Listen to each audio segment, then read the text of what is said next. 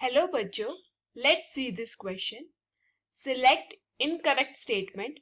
Option A, when tripalmitin is used as a substrate in respiration, the RQ is 0.7.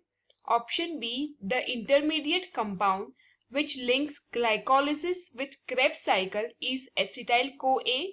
Option C, one glucose molecule yields a net gain of 36 ATP molecules during fermentation.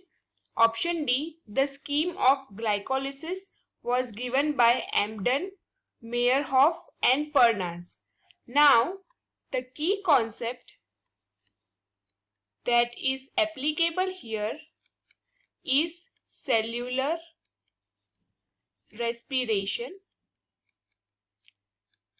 Now, let us understand कि cellular respiration में तीन चीजें आती है. First is glycolysis, then the second one is the Krebs cycle, and the third one is the electron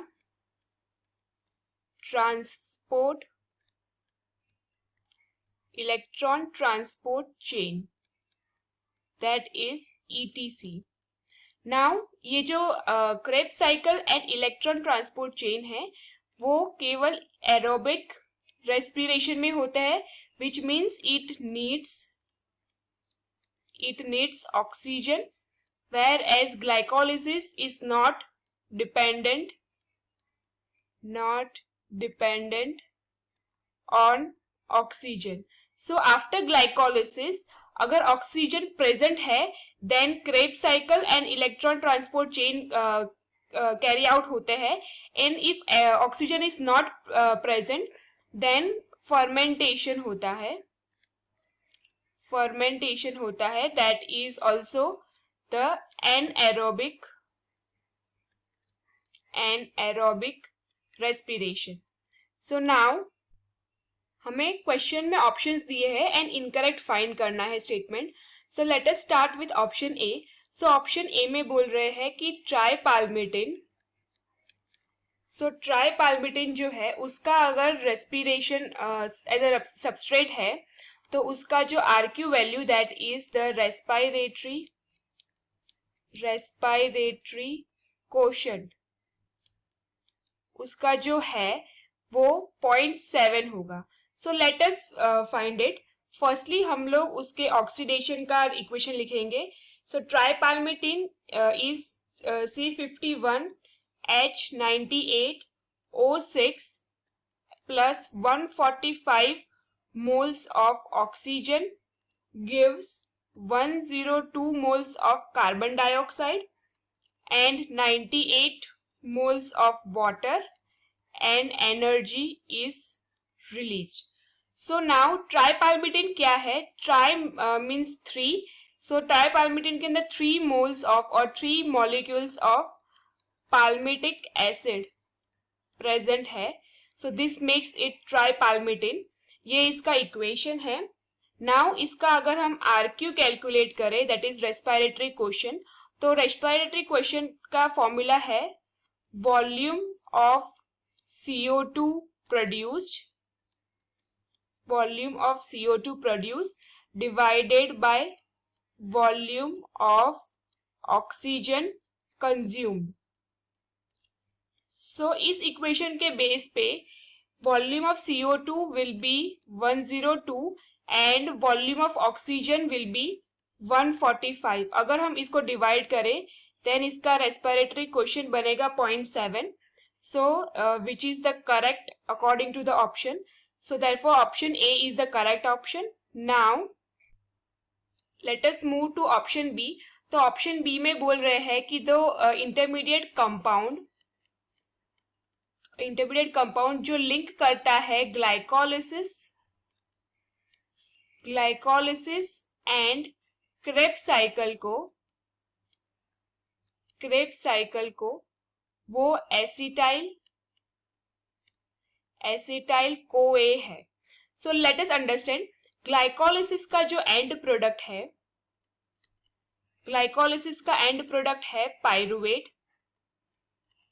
pyruvate and pyruvate before entering into the Krebs cycle ये convert होता है acetyl CoA जिसे acetyl coenzyme A भी बोलते हैं and ये acetyl coenzyme A है फिर जाके वो Krebs साइकिल में एंटर होता है. So therefore this statement is also correct.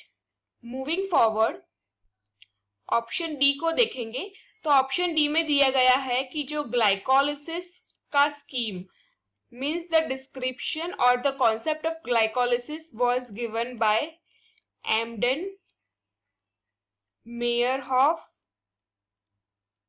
Meyerhoff and Pernas.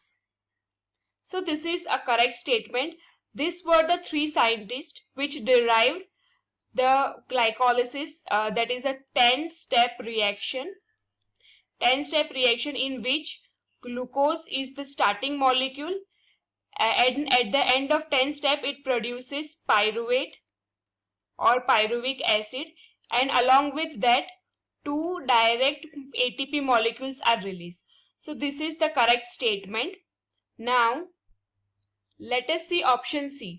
तो ऑप्शन सी में ये बोल रहे हैं कि 1 ग्लूकोज मॉलिक्यूल अगर वो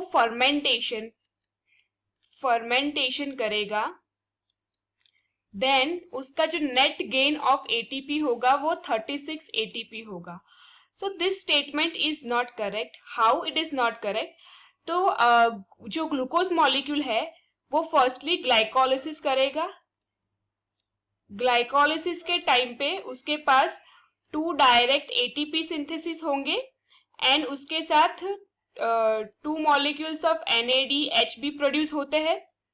बट एज फर्मेंटेशन की बात हो रही है यहाँ पे, so fermentation is nothing but anaerobic respiration. Anaerobic respiration में ऑक्सीजन इज एब्सेंट एंड जब ऑक्सीजन एब्सेंट होता है तो ग्लाइकोलिसिस जो है उसके बाद Krebs साइकिल नहीं होता है. There is no occurrence of Krebs cycle and वो करता है एनएरोबिक रेस्पिरेशन को.